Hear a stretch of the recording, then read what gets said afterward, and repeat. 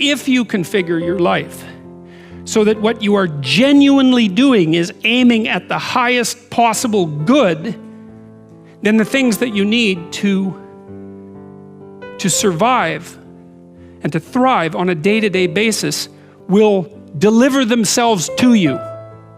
That's a hypothesis, and it's not some simple hypothesis, right? Because what it basically says is, if you dare to do the most difficult thing that you can conceptualize, your life will work out better than it will if you do anything else. Well, how are you going to find out if that's true? Well, it's a Kierkegaardian leap of faith. There's no way you're going to find out whether or not that's true unless you do it. So no one can tell you either, because just because it works for someone else, I mean, that's interesting and all that, but it's no proof that it'll work for you. You have to be all in this game. There is no more effective way of operating in the world than to conceptualize the highest good that you can and then strive to attain it. There's no more practical pathway to the kind of success that you could have if you actually knew what success was. The world shifts itself around your aim, because you're a creature that has an aim. You have to have an aim in order to do something. You're an aiming creature. You look at a point and you move towards it. It's built right into you. And so you have an aim. Well, let's say your aim is the highest possible aim. Well then, so that sets up the world around you. It organizes all of your perceptions. It organizes what you see and you don't see. It organizes your emotions and your motivations. So you organize yourself around that aim, and then what happens is the day manifests itself as a set of challenges and problems, and if you solve them properly, then you stay on the pathway towards that aim, and you can concentrate on the day, and so that way you get to have your cake and eat it too, because you can point into the distance, the far distance, and you can live in the day.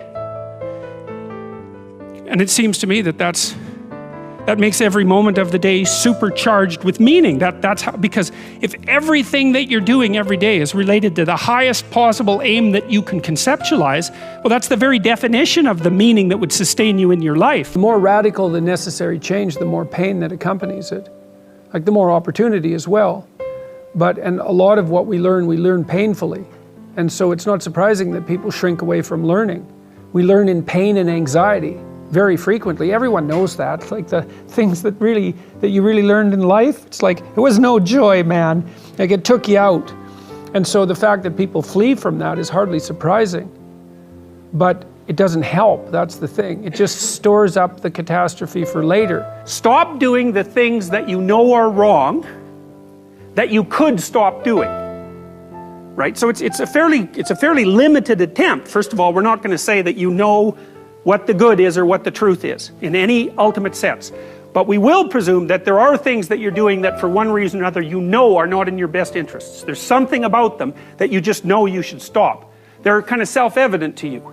Other things you're going to be doubtful about. You're not going to know which way is up and which way is down. But there are things that you're doing that you know you shouldn't do. Now, some of those you won't stop doing for whatever reason. You don't have the discipline, or maybe there's a secondary payoff, or you don't believe it's necessary, or it's too much of a sacrifice, or you're angry or resentful or afraid, who knows. So forget about those for now. But there's another subset that you could stop doing. It might be a little thing. Well, that's fine. Stop doing it and see what happens. And what'll happen is your vision will clear a little bit. And then something else will pop up in your field of apprehension that you will also know you should stop doing, and that you could stop doing, because you strengthened yourself a bit by stopping doing the particular stupid thing that you were doing before. That just puts you together a little bit more. And you could do that repeatedly for an indefinite period of time. And you know, that doesn't necessarily mean that you're going to ever be able to formulate a clear and final picture of what constitutes the truth and the good. But it does mean that you'll be able to continually move away from what's untruth and what's bad. And you know, that's not a bad start. You don't have to necessarily have done anything wrong for things to get completely out of control. It's a terrifying doctrine, but it's not a hopeless doctrine, because it still says that there's a way forward, there's a pathway forward, and the pathway forward is to adopt a mode of being that has some nobility, so that you can tolerate yourself and perhaps even have some respect for yourself as someone who's capable of standing up in the face of that terrible vulnerability and suffering, and that the pathway forward, as far as the existentialists are concerned, is by, well, certainly by the avoidance of deceit, particularly in language, but also by the adoption of responsibility for the conditions of existence and some attempt on your part to actually rectify them. And the thing that's so interesting about that is, well, two, as far as I'm concerned, and some of this is from clinical experience, you know, if you take people, and I've told you this, and you expose them voluntarily to things that they are avoiding and are afraid of, you know, that they know they need to overcome in order to meet their goals, their self-defined goals. If you can teach people to stand up in the face of the things they're afraid of, they get stronger.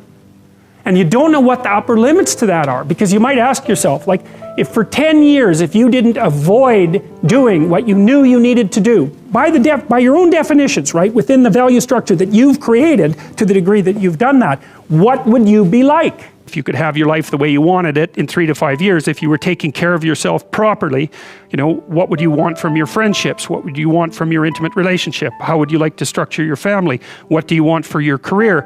Well, how are you going to use your time outside of your job? And how are you going to regulate your mental and physical health, and maybe also your drug and alcohol use? Because that's a good place to auger down, you know, because alcoholism, for example, wipes out, you know, 5 to 10% of people. So you want to keep that under control. And then so maybe, you know, you develop a vision of what you would like your life to be, and that associates the goal. Well, once the goal is established, and then you break down the goal into micro processes that you can implement, the micro processes become rewarding in proportion, in relation to their causal association with the goal, and that tangles in your incentive reward system. You know, we talked about the dopaminergic incentive reward system, and that's the thing that keeps you moving forward. And the way it works is that it works better if it produces positive emotion when it can see you moving towards a valued goal. Okay, well, what's the implication of that? Better have a valued goal, because otherwise you can't get any positive motivation working out. And so the more valuable the goal, in principle, the more the micro processes associated with that goal start to take on a positive charge.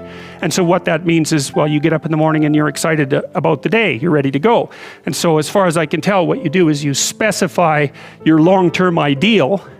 Maybe you also specify a place you want to stay the hell away from, so that you're terrified to fail as well as excited about succeeding, because that's also useful. You specify your goal.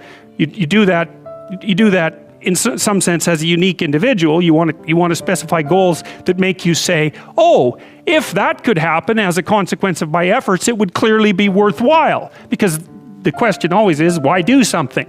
Because doing nothing is easy. You just sit there and you don't do anything. That's real easy. The question is, why would you ever do anything? Not only do you have to move from point A to B in life, but point A is often a very difficult place to be, because we're fragile and bounded and mortal and limited, and because we know that. And so one of the implications of that, as many great religious traditions are at pains to illustrate or demonstrate or proclaim, is that life is essentially suffering.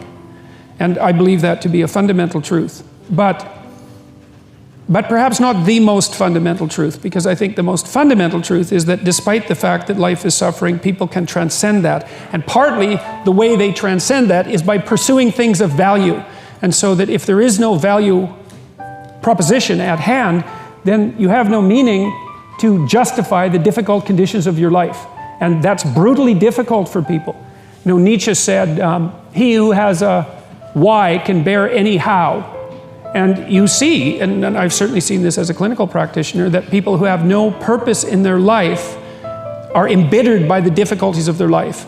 And they become first bitter, and then resentful, and then revengeful, and then cruel. And there's plenty of places to go past cruel. That's just where you start if you're really on a downhill path.